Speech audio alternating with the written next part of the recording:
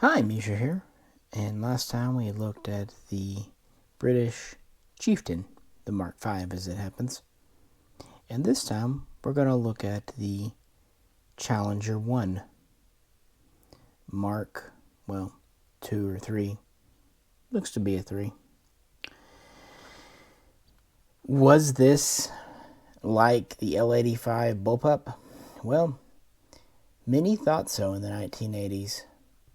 And really, it might have led to its premature cancellation, which might itself have been premature, in a way, because its one major combat outing was far from a failure. On the other hand, this is essentially a product improved Chieftain, so let's talk about it. By the way, this is a 1/72 scale diecast model, and it is not easy to find a 1/72 scale diecast model of the Challenger 1. You can find the 2s, but the 1s, not that many out there. Let's dive in. The Chieftain started off as a joint project between the UK and Israel, but then other users in the Middle East like Iran and Jordan became customers. The Challenger started off as an improved Chieftain made specifically for Iran, known as the FV 4030-1, or more simply, the Chieftain Mark V P for Persia. This pretty much took the best features, at least according to the Iranians. They loved the firepower, both the gun and the control systems for the targeting systems, and got rid of the big feature they didn't like, the multi-fuel engine, replacing it with a good old diesel. And while they were at it, they made a few other improvements, including a new updated turret design and a little bit more armor, and a few things done to keep it running in the desert a little better than the Chieftain. But yeah, the main thing was going to the diesel engine and a modified Chieftain hull and a new turret style. So this was all going quite swimmingly. Production was being set up at the Royal Ordnance Factory in England. They were about ready to put it into production, and then the Shah was overthrown in 79.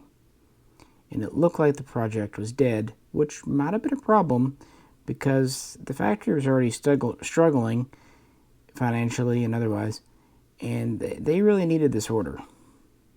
Well, in the 1970s, the UK was looking at its next main battle tank, and there were several concepts. There was the MBT-80 program, which was for a while joint with Germany. This was before they went out and did the Leopard. They looked at what America was doing, several other things. They looked at up-armoring the Chieftain. But then this new design was here, so they further modified it around 1980-81, becoming the FV 4030-4, and the big update was the new fancy Chobham armor that had been worked on in Britain. This is a composite ceramic armor that's still classified today. No one knows exactly how much protection it offers, but equivalent to 600, maybe even 900 millimeters. Of course, they made a few other changes, but that was the big one. And with that, it was adopted as the Challenger 1, being named after the World War II cruiser. In 1982, the production lines would gear up, and the very first ones were delivered in early 1983. Now, the initial Challenger 1 Mark 1 was mostly for training and practice.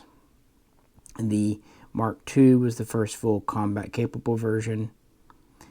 its main thing was it featured the TOGS system, the thermal targeting system for the stabilized gun.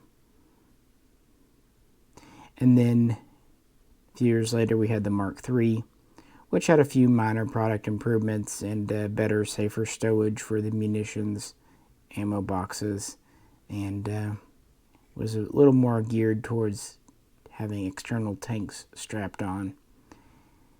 But in a lot of ways, yeah, it was a lot like the Chieftain. It used the same L11 gun. I think we're up to A5 now. Still carried 64 rounds. There's still the two-part style. It's still a rifle gun. We still have two 7.62 machine guns, one on top, one mounted coaxially with the gun.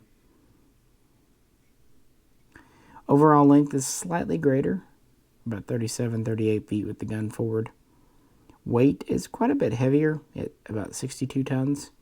We have a Rolls-Royce diesel engine, and we have a greater top speed of about 35 miles per hour.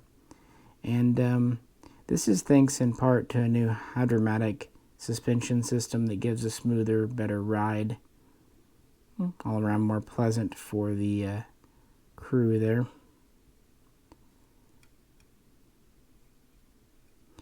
But in other ways, it very much resembles its predecessor.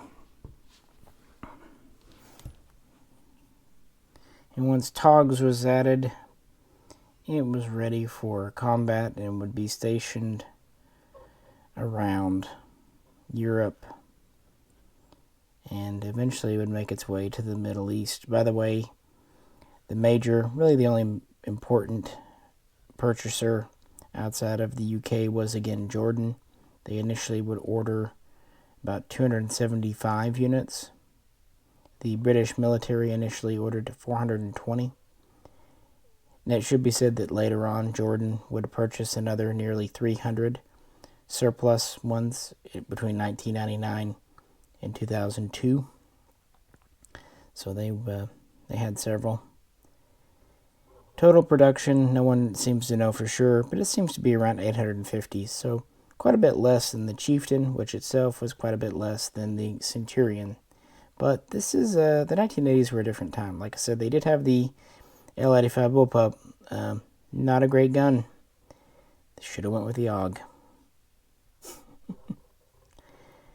So, what about its first outings as they re-equipped with it? In 1985, piloting the Chieftain, British crews participated in the CAT tournament. It's a Canadian tournament, well, hosted by Canada, for gunnery tank crews, and came in very low on the leaderboards. So in 87, they were very eager to show off their new, latest tank.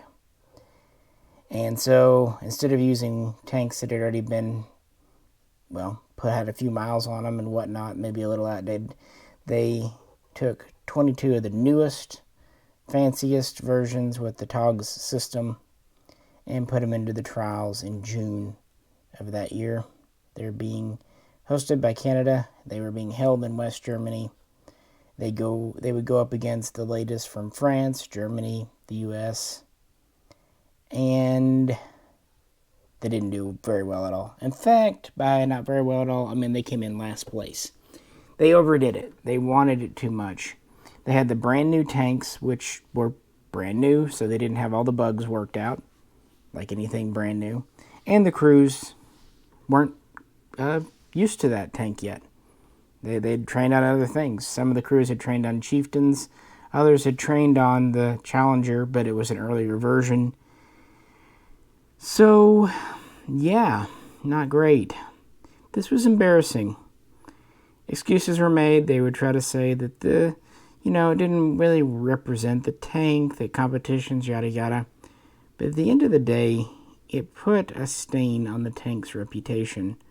So much so that by 1988, there was already a specification for the Challenger's replacement. Deliveries were still occurring.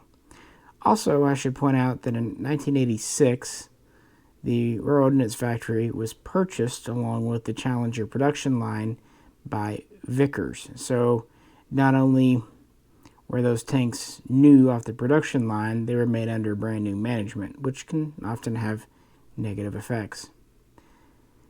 So they already were looking at what would replace it in the late 80s. But then 1990 happened. Iraq invaded Kuwait, started off Operation Desert Shield, which evolved into Operation Desert Storm. And this would be the Challenger's opportunity to redeem itself a bit in actual, real combat. Ultimately, over 220 would be sent into theater. Most were the Mark III, the latest version. Some were the Mark II. A little bit different, but not a big deal. They all had TOGs. They all had newfangled GPS. And they were further customized for the desert in Saudi Arabia. They put in filters and did things. They added external fuel tankage for longer range. They had special depleted uranium rounds called Jericho rounds, made specifically to go up against Iraqi T-72 tanks. Kind of learning a lesson from how the Chieftain had shown itself in the 1980s against Iraq. They were trying to prepare as best they could. Some were still doubtful, though. Some didn't know how this new thing would do in the desert. Others weren't sure how accurate it would be. Nevertheless, it was at the spear tip. It was part of the main thrust into Iraq. So it was there. It was going to go for it. They did what they could for training, with special rounds, added some more Chobham armor, especially on the sides. They were concerned about the Republican Guard, and they went in. And as it turns out, they did damn good. They destroyed over 300 Iraqi tanks, plus APCs, trucks, refueling vehicles, reconnaissance vehicles, probably a few carts and buggies. And they didn't have to go up against the Republican Guard. They were withdrawn even before, so it was kind of neither here nor there. No Challengers were lost to enemy action. And in February of 1991, one of these was credited with the longest tank kill, at least confirmed kill, I believe in history, certainly of that war, at over 5,000 meters. They also proved that their advanced systems made them very useful at night in bad weather like dust storms, and they weren't victimized by smoke, for example, from burning Kuwaiti oil fields. So after this, some that were in favor of the Challenger kind of got to come back and say, see, told you so. They claimed that it wasn't for competition, it wasn't for play, this was a tank built for war. Nevertheless, production had ended the year before in 1990. The production lines had already shut down. But the tank would continue in the UK throughout the 90s. It would be sent to Bosnia-Herzegovina for the operations there. And it would be used in Kosovo in 1999. But this would really be its last time, because beginning in 1998, these were being pulled out of British service already. So some of them were in service only about a decade. And it was these that were being sold to Jordan. Basically, as they would be pulled out of British service, they would be reworked, refurbished, and then sent over to Jordan. And by 2001, the Challenger 1 was fully out of the Army. But it wasn't quite all bad, because what replaced it was not only another British design, it was another Vickers design, the Challenger 2. So in a way, it did continue. It's good because they could have just not replaced it at all. A lot of militaries downsized after the Cold War. They did consider the French or the German or even the American, the Abrams option. But in the end, they decided that the British option was best for Britain. They were very proud of their Chobham armor. They also started putting explosive reactive armor on these. And they were really happy with their L11 gun, 120mm rifle gun, which is starting to kind of set them apart at this point. But it's those Hesh rounds. They really like those high explosive squash head rounds. So, yeah, the Challenger 1 would give way to the Challenger 2. And it was a new tank design. It wasn't just like Mark II. This was something new. But this is for the next video. Today I just wanted to talk about the Challenger 1 because it and the Centurion, brain fart, the Chieftain were in British service quite briefly. Especially the Challenger 1. And I think it got maybe unfairly maligned by the CAT'87 incident. But there was room for improvement, and of course technology was progressing. But on the other hand, there would be even fewer Challenger 2s in service. But that's a story for next time. Hope you enjoyed it. I have a lot of fun doing these anyway. If you could, please do like, share, subscribe. With that, this is Misha, and I'll catch you very soon next time.